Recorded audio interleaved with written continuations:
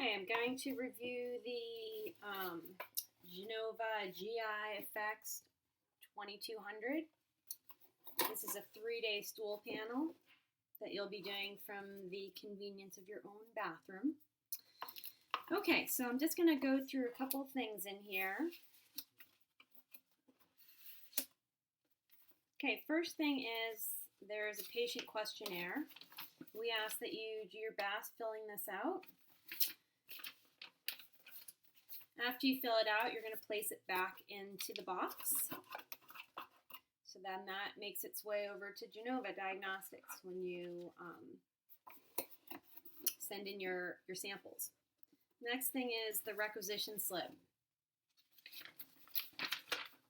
So this, you do not need to worry about a signature from Dr. Trindade. Genova Diagnostics already has that on file, so you don't need to worry about that.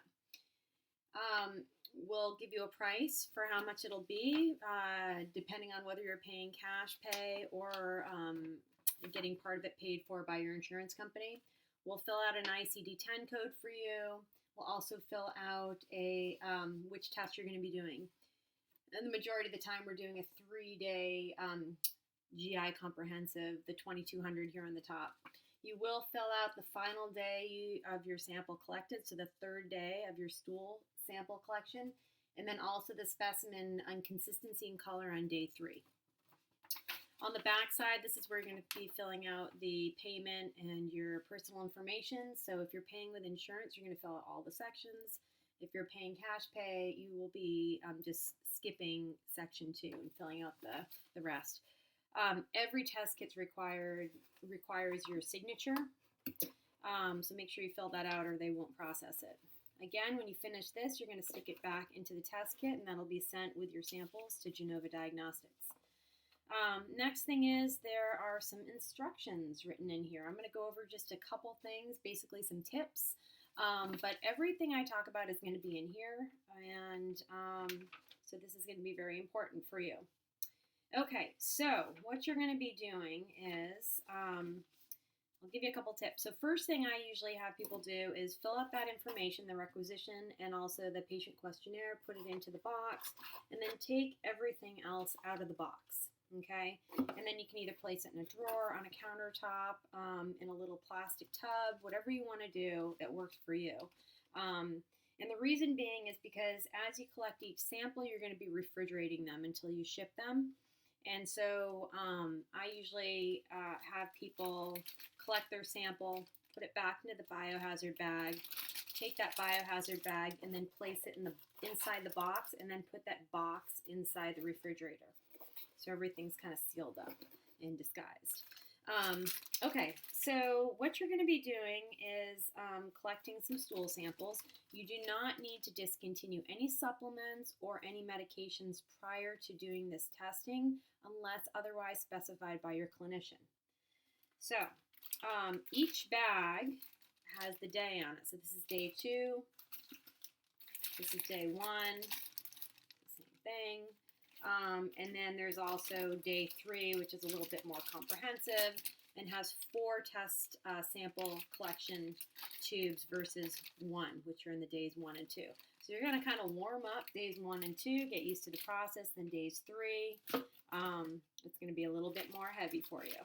So there are some gloves in each bag. I recommend putting those on.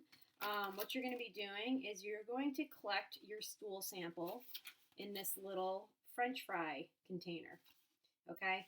So if this feels, what I usually recommend is kind of holding it like this and then holding it underneath between your legs and collecting your sample. If that seems totally gross, another thing you can do is you can take plastic wrap and put it underneath your seat and make sure it's not pulled super tight. You want to have a little bit of a dip so that it has some weight. You don't want it to be so much of a dip that'll go into the water in the toilet. You don't want the toilet water contaminating your sample. So you can also do that and then collect from there, and then take that saran wrap it up, and put it into this black bag, and then this you can dispose of in your toilet or out in your garbage can. There are 3 black bags in here. one for each day. One French fry kit for each day.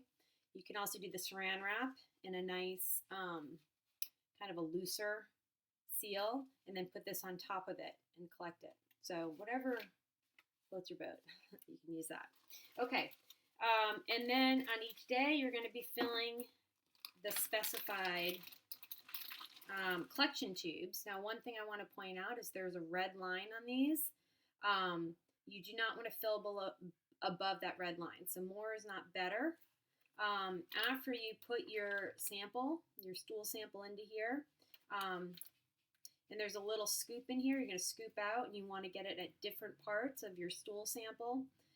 So you sample from different parts of that stool, not just one part. And then you're going to take that, shake it up vigorously for about 30 seconds, put it into the bag, place that bag into the cardboard box, your box with all that everything came in, and put that in the refrigerator. So you're going to do that for each day. When you're done collecting your samples, there are instructions in here on either calling FedEx, or the other option is to take this whole thing with you to a FedEx location and drop it off there. You also want to make sure on each of the test tubes that you write your name, date of birth, and the date that you collected your sample. So I forgot to mention that. And then this blue piece of paper here has the FedEx number on it. You can call FedEx, and they'll come to your house or to your office, and they'll pick up your sample. Or again, you can drop it off at a FedEx location. So that's it for the stool collection. If you have any questions, please let us know. Take care.